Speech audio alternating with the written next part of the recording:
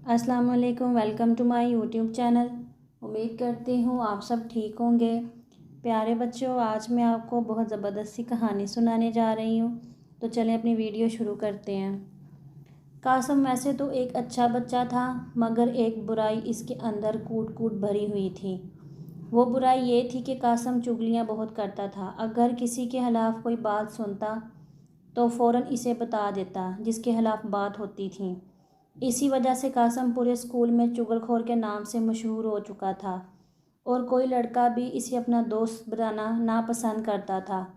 इसके दोस्त हमीद ने इसे बहुत समझाया था कि वो चुगलखोरी से बाज आ जाए, मगर न जाने कासम को क्या था कि वो चुगलखोरी से बाज ही नहीं आता था।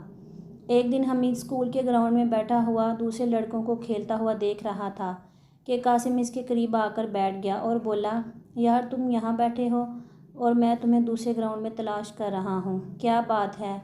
हमीद ने पूछा। हमीद, मैं तुम्हें ये बताने आया हूँ कि कामरान और सईद तुम्हारे खिलाफ़ बातें कर रहे हैं और तुम्हें बुरा भला कह रहे हैं, कासिम ने कहा। कासिम प्लीज़, हमीद मुंह बनाकर बोला, तुमसे कितनी मर्तबा कहा है कि चुगलखोरी मत किया करो।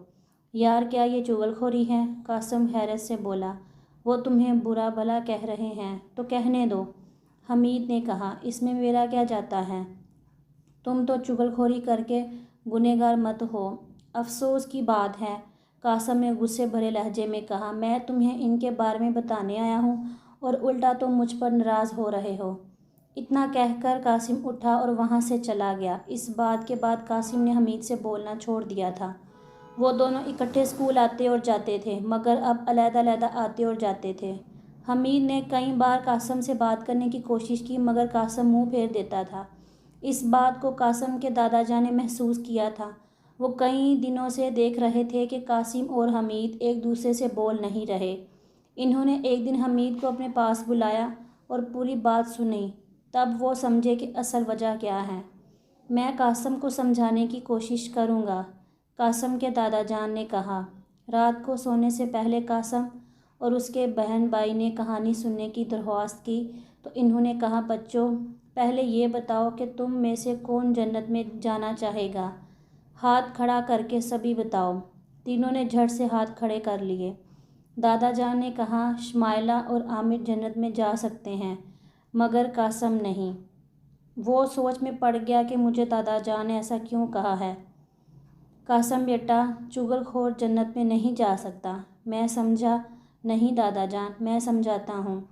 दादाजान ने कहा, कासम बेटा, हमारे प्यारे नबी हज़रत मोहम्मद सल्लल्लाहु अलैहि वसल्लम ने इरशाद फरमाया है कि चुगलखोर जन्नत में नहीं जाएगा, इसलिए कि चुगलखोरी करना कोई अच्छी बात नहीं है।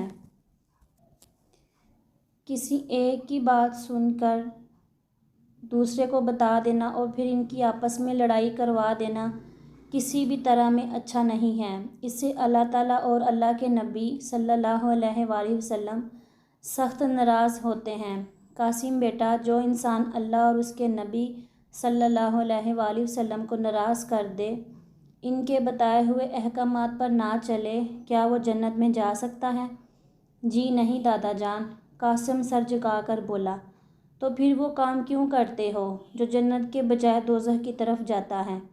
दादाजान ने कहा, बेटा चुगलखोरी करना छोड़ दो, इससे तुम्हारी शख्सियत ख़राब होती है, लोग भी बुरा समझते हैं। क्या तुम अब मेरी बात समझ चुके हो? जी दादाजान, कासम ने सर झुकाकर कहा। शाबाश। दादाजान खुश हो गए। अब तुम स्कूल सुबह जाकर अकेले मत जाना, अपने दोस्त हमीद के साथ जाना, वो तुम्हारा बहुत अच्छा दोस्त है। कासम की आंखों में आंसू आए थे कि उसने चुगलखोरी करना क्यों की और उसने ये बुरी आदत छोड़ दी, और दादाजान का शुक्रिया अदा किया कि उन्होंने इस अच्छी बात के बारे में उसको बताया। प्यारे बच्चों, इस कहानी से हमें ये सबक मिलता है कि कभी भी एक दूसरे की बात इधर से उधर नहीं करनी चाहिए।